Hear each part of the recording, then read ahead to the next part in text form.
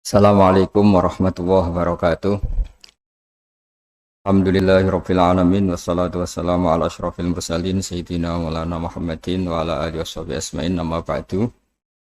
Semua bapak-bapak, ibu-ibu, teman-teman yang sangat saya hormati. Sungguh-sungguh Allah sangat ridho ketika seorang hamba itu makan.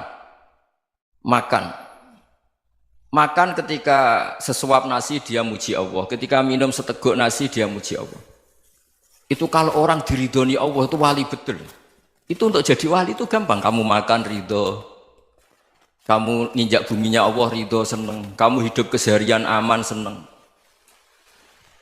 Nah ini supaya sampean kita semua ngaji betapa panduan Rasulullah untuk menggapai ridho Allah itu banyak yang keseharian sekali. Saking kesehariannya banyak dalam hadis dan itu sahih. Nabi menyebut hal-hal yang keseharian. Hatta matas alu fi fimroatika. Kamu punya uang, kemudian istri kamu bisa makan, itu ibadah. Bahkan sebagian ibadah itu dicontohkan Nabi yang akhirnya diprotes sahabat. Yaitu wafi buti ahadikum sodakoh. Kamu menggauli istri kamu itu ya sodakoh. Sampai sahabat bilang yang benar ya Rasulullah. Ayati ahaduna syahwatahu wa huwa lahu ajrun. Masa urusan biologis, urusan syahwat kemudian dia dapat pahala. Nabi menjawab, alaih salawadu'aha fi haramin aka'ana alaihi wisrun. Bagaimana kalau dia meletakkan ke yang tidak benar, itu kan dosa. Nah, hal-hal seperti ini yang saya ingin teman-teman semua. Saya juga agak ingin ngaji demi Anda juga agak ingin. Itu dosa sekali ngaji kok, pesanan kelompok tertentu itu gak boleh. Islam itu untuk semua, jadi ya cuma karena di depan saya jenengan, ya seakan-akan jenengan korbannya. Itu ada ilmunya dalam usul fikih itu. Jadi orang itu harus ngaji usul fikih. Nama yang disebut, mungkin Mas Sufyan masih ingat zaman ngaji usul fikih. Nama yang disebut itu tidak jaminan sebagai prioritas perintah. Jadi misalnya gini, kebetulan yang di depan Nabi itu Abu Dzar. Nabi ya bilang, ya Abu Dzarin ini uhibbuka misalnya, atau ya Mu'ad ini uhibbuka, atau ya Abu Hurairah ini uhibbuka misalnya. Banyaklah riwayat yang Nabi nyebut ya Abu Dzarin, ya Mu'ad, ya Abu Hurairah. Kemudian misalnya Nabi meneruskan khitab, ini uhibbuka, saya mencintai kamu, fakul dubur sholatin, atau sebagian riwayat disebut fala tada'an la dubura kulli sholatin, Allahumma inni ala dzikrika wa syukrika wa husni ibadatik. Saya mencintai kamu, siapa saja, Mu'ad bisa, Abu Dzar bisa siapa. Saya mencintai kamu, mohon kalau habis sholat kamu jangan lupa wiridan Allahumma inni ala dzikrika wa syukrika wa husni ibadatik. Ya Allah, tolong kami permudah supaya mudah ingat engkau. Anda tidak bisa mentang-mentang, wong nama saya Parmin, nama saya Purnomo, itu yang diperintahkan Mu'ad misalnya. Jadi yang disebut satu, tapi khitab itu untuk siapa saja. Saya teruskan ya. Jadi saya mohon semua kita melakukan kebaikan itu, kalau dalam kaidah fikih disebut al yakin la yuzalu bisyak. Banyak kebaikan yang kebenarannya itu 100%. Tidak punya efek samping ke pihak lain, ke kelompok lain, ke komunitas lain. Itu tadi misalnya Anda makan, dan itu murah sekali, hanya butuh satu piring. Setiap kunyahan kamu muji Allah, setiap minum kamu muji Allah. Itu redaksinya Rasulullah SAW disebut, Allah sangat ridho ketika seorang hamba makan, kemudian dia memuji Allah. Atau minum, kemudian dia muji Allah. Logikanya gampang, negara seperti ini yang kamu harapkan bentuknya kayak apa, mertua, ipar, komunitas, tetangga, itu nyata terjadi itu kan belum pasti. Sementara yang mesti terjadi adalah kamu butuh makan, kalau tidak mati. Butuh minum, kalau tidak mati. Butuh bumi yang nyaman ditempati, kalau tidak kita juga mati. Sebab itu Allah kalau menyebut nikmatnya itu hal-hal yang keseharian. Alladzi at'amahum min ju'. Allah itu siapa? Allah itu yang menciptakan kamu bisa makan. Tidak berlebihan, Allah itu yang menciptakan kondisi sosial itu ideal. Zaman Nabi itu ya ada orang munafik. Orang-orang pilihan Allah itu juga diuji orang sekelilingnya yang macam-macam. Semua diuji sesuai konteks zaman dan waktu. Nah, tapi ada ibadah-ibadah yang selalu disarankan Nabi. Sampai Nabi itu pernah ditanya, ayul islami khairun ya Rasulullah, Islam terbaik itu gimana? Jawaban Nabi itu unik. It'amut to'am, Islam terbaik itu ya makan-makan, santai-santai. Ketika Allah menyebut beberapa kebaikan, falak tahamal akobah, wa ma adrokan apa? Mal akobah. Terusannya apa? Fakku rokobah. Terusannya apa? Au it'amun fi yaumin di masubaya atau acara makan-makan itu juga Islam. Kenapa? Ya bayangkan kalau tidak ada makanan kita mati kan?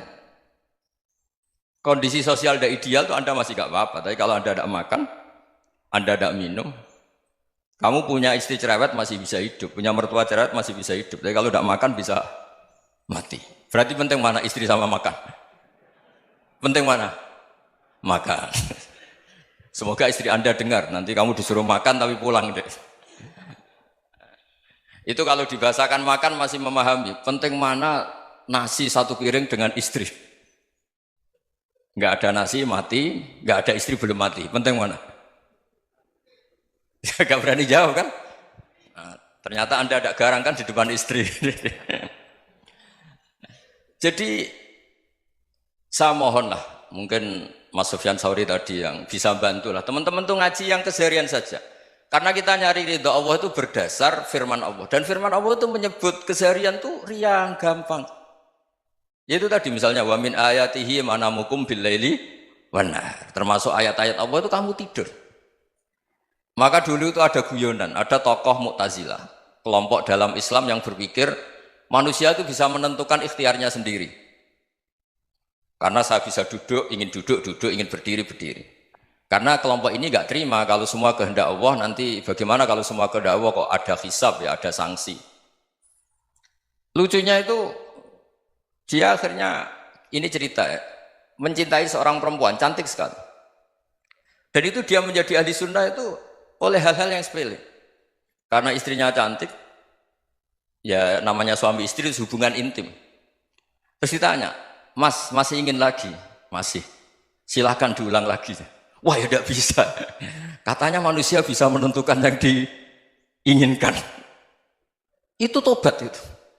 Itu nggak bisa ditobatkan Mas Sufyan Ats-Tsauri. Orang cantik yang mudah nobatkan orang itu orang cantik. Segampang itu. Akhirnya kita tahu, makanya kalau dalam kitab Hikam itu disebut al-aqil mayyakul madza yaf'alu wa hubi wal ghafil mayyakul madza af'al. Orang yang punya akal karena sadar ini wilayah Allah, semua milik Tuhan. Itu dia tiap hari berpikir, besok Allah akan melakukan apa terhadap dunia ini. Kamu merencanakan sesuatu mau plesir ternyata gempa. Mau wisata ke Rusia ternyata perang. Kamu tidak pernah tahu apa yang akan terjadi besok. Wa ma tadri nafsum madza taksibu ghadan. Tapi anda semua kita ini sering punya jadwal permanen. Makanya saya kalau diundang siapa saja, sana takdir. Yang jelas Gus ini acara penting. Ya masih acara penting nak pangeran ngersakno piye? Kok ape dadi pangeran? Kamu kok mau jadi Tuhan? Itu kadang ya kiai. Penting Gus acara ini jenengan harus memastikan bisa. Loh kamu itu yang ngajarin tauhid, sesuatu itu biadillah kok bilang-bilang apa pasti. Kalau saya terus tak tobatkan loh kamu kata saya. Ya kalau gitu Gus bilang insya Allah. Wah itu hati saya, fisik saya, roh saya sudah bilang insya Allah. Tidak usah kamu latih kata saya. Nah hal-hal tauhid keseharian itu gampang sebetulnya. Wal ghafil yaqulu madza af'al. Tapi orang yang lupa Allah dia setiap hari bilang besok apa? Kita bisa melakukan apa? Seakan-akan dia itu aktor, dia penting, dia subjek permanen, dia. Padahal kita ini hanya objek kehendak Allah Subhanahu wa taala. Karena kita yakin sesuatu yang terjadi di alam raya ini kita tidak bisa apa-apa. Makanya saya sering ngaji, sering bilang saya. Ketika Anda mensifati Allah, Dia yang menghidupkan. Sudah itu tanamkan sehingga ketika kita mati santai saja. Kenapa santai? Allah punya cara menghidupkan kita. Zaman kita hidup juga gak tahu caranya ngelola jantung, ngelola paru-paru. Kamu juga gak tahu ngelola oksigen yang tidak beracun, tidak mengandung polusi. Tahu-tahu hidup. Gak ingin tua ya tahu-tahu tua, gak ingin mati tahu-tahu mati. Selama ini kita hidup juga gak tahu apa sebetulnya. Hanya gaya tok, punya jadwal, punya planning. Kalau kamu bisa menentukan pilihan Anda, pasti Anda istrinya cantik, 4 neriman semua, kona'ah semua. Nyatanya enggak kan? Ada 1 jelek, cerewet. Oh itu kan, nyatanya enggak bisa apa-apa Anda kan? Dan kamu bawa mati lagi. Itu kan, istri Anda juga gitu, punya keinginan, punya suami yang ganteng, yang jabat, yang neriman, yang enggak poligami. Ya enggak kesampaian juga. Kalau kita ngitung tingkat kegagalan kita itu gagal terus. Ya kan? Nah, terus ingat Allah, madza yaf'alu wa bi. Orang yang punya akal selalu berpikir Allah itu menghendaki apa terhadap saya. Lalu sama-sama orang gitu. Ngelihat orang yang serius, itu kata Anda itu pemikir berat, serius. Senang punya tokoh yang merengut tuh, karena kamu anggap serius. Tapi sebagian orang nganggap orang yang serius itu wong merengut, wong masam, wong muka kok ditekuk. Jadi sama itu hati ya muqallibal qulub tsabbit qalbi ala dini, karena kita nggak tahu cara berpikir kita tentang orang lain, tentang sekeliling kita. Misalnya kita orang baik yang jenis ngurmat fakir miskin, ada orang bangun masjid mewah itu janggal. Apa artinya masjid mewah kalau banyak orang kelaparan? Tapi kalau yang jenis pendidikan, apa artinya masjid mewah kalau tidak bisa ngaji? Nanti yang jenis infrastruktur, apa artinya ini kalau semuanya punya sudut pandang yang berbeda-beda. Dan Islam mengapresiasi semua kebaikan. Tapi katakan semua kebaikan itu adalah kehendak Allah Subhanahu wa taala. Karena apapun baik Anda itu pakai fasilitas yang diberikan oleh Allah Subhanahu wa taala. Sehingga ini yang disebut qulillah tsumma darhum fi khawdihim yal'abun. Ya kembali tadi ke tema-tema bahwa keseharian Anda ini sudah Islami. Saat Anda tidak bisa melakukan apa saja. Saya sering ada jenazah, biasanya kalau tetangga meninggal saya sering disuruh ngelepas. Saya bilang orang ini baik. Karena sering ngelamun di rumah, sering nganggur di rumah. Ditanya sama anaknya, kenapa Gus nganggur baik? Ya kalau dia nganggur artinya juga agak berbuat sesuatu yang maksiat kan? Ya kan? Orang nganggur di rumahnya ya tidak bunuh orang, tidak maling, tidak korupsi, ya namanya nganggur di rumah. Lah cuma istri cara pandang nganggur gak menghasilkan uang itu, tapi juga gak menghasilkan kriminal kan. Jadi sebenarnya Islam itu cara, makanya kalau sampai ngaji usul fikih itu ada kitab usul fikih, namanya Lubul Usul, itu terkenal sekali di pesantren itu. Itu kalau ngapresiasi keseharian itu luar biasa. Izma min mubahin illa wa yatahaqqaqu bihi tarku haramimma, karena keseharian yang mubah saat Anda lakukan itu ada kehebatan yang luar biasa, yaitu meninggalkan haram. Makanya dulu banyak orang-orang alim ketemu temannya itu guyon sampai semalaman. Itu biasanya yang semangat Islam itu, kiai kok tidak tahajud, kiai kok tidak witir. Orang yang sedang mapan uangnya banyak, malam itu tidak kelayaban itu sudah luar biasa. Melawan nafsu supaya tidak maksiat itu sudah luar biasa. Supaya lupa guyon sama temannya semalaman sampai subuh. Gejolak-gejolokan ngenang zaman miskin, zaman kuliah gak jelas, zaman apa. Melihatnya jangan tarkut tahajud. Seperti ini meninggalkan tahajud, tapi meninggalkannya ini talkul muharramat. Jadi kayak apa hebatnya? Sehingga Imam Ghazali punya riwayat yang agak unik. Hatta takuna ibadatu akhiri hadil ummah iku an-naum. Sehingga suatu saat ibadah terbaik umat ini itu tidur. Itu kan riwayat kontroversi. Ketika Imam Ghazali tanya, kenapa iya? Kenapa kamu mulai keluar dari rumah itu sudah banyak maksiat, melihat perempuan yang enggak mahram, melihat fenomena. Tapi kalau kamu tidur itu enggak melihat apa-apa. Tapi juga kamu jangan nganggap tidur itu ibadah betul. Saatnya melakukan fardu ain malah masih tidur. Tapi itu sudut pandang yang menjadikan kita Islam itu gampang. Jadi saat Anda tidak bisa aktivitas apa-apa, misalnya ada beberapa orang yang lumpuh. Lumpuh itu memang enggak bisa Jumatan, enggak bisa ibadah, tapi dia juga enggak bisa maksiat. Tidur itu memang Anda saat itu tidak bisa tahajud, tidak bisa witir, tapi saat itu ada zina, ada maling, tidak gosipkan orang, tidak bully orang, tidak menanamkan kebencian, tidak hasud. Sehingga tidur menurut Allah Ta'ala wa min ayatihi manamukum billaili apa? Wan nahar. Karena di tidur itu selain ada unsur istirahat, jaga kestamina, juga ada unsur meninggalkan beberapa keburukan. Nah saya mohon ibadah yang keseharian ini kita jaga supaya kita semua baca ayat itu fasih itu tertanam di hati. Allah itu siapa?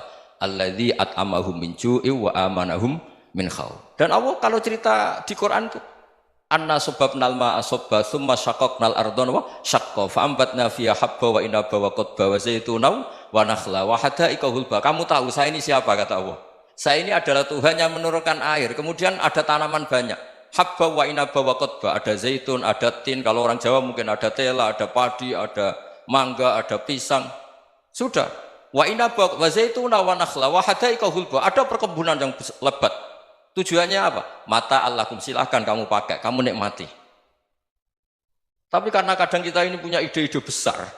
Tadi untuk syukur saja nunggu punya istri riman, rumah baik, tetangga baik, komunitas baik, semuanya baik baru syukur. Lama-lama nanti ada di surga, syukurnya nunggu surga paling kelas A.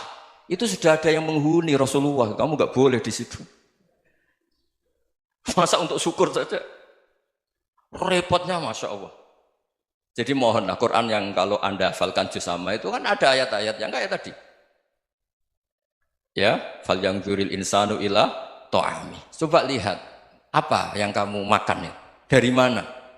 Dan untuk mempertahankan hidup kamu keseharian. Jadi jangan kira ibadah itu harus membentuk komunitas yang versi Anda.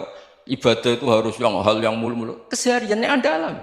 Loh ini saya tidak bikin-bikin. Saya ngaji bukan karena berdasar pesanan. Itu ayat yang saya baca kan betul ada ayatnya kan. Fal yang dzuril insanu ila ta'ami. Anna sobabnal ma'a sobba thumma syaqqaqnal ardo syaqqa fa ambasna fiha habba wa inaba wa qadba wa zaituna wa nakhla wa hadaiqa ghulba. Terusannya apa? Mata'al lakum, silakan kamu nikmati. Mata itu silakan kamu nikmati. Ya kayak sampean dikasih hidangan ya makan.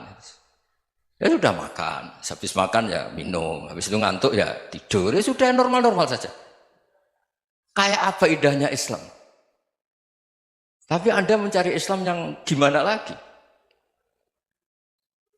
Nah itu yang diajarkan guru-guru kita, diajarkan sanad kita sampai Wali Songo, sampai Rasulullah SAW.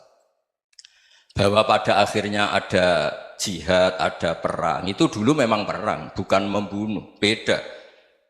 Dulu kita dijajah Belanda ya perang, dan itu normal karena kita dijajah. Jadi ketika orang lain ingin baik sama kita, wa in ahadum minal musyrikin astajaruka ya fajirhu hatta yasma'a kalam Allah. Kalau mereka ingin baik ya kita baik. Makanya ada istilah mustakman, mu'ahad. Kalau mereka ingin damai, berdampingan dengan kemajmukan ya itu yang lebih baik. Karena memang Islam menghormati proses perdamaian. Wa in janahu nawa lisalmi ya fajnah lah. Kalau ingin damai ya kita harus damai. Mohon maaf atas semua kesalahan. Billahi taufik. Wassalamualaikum warahmatullahi wabarakatuh.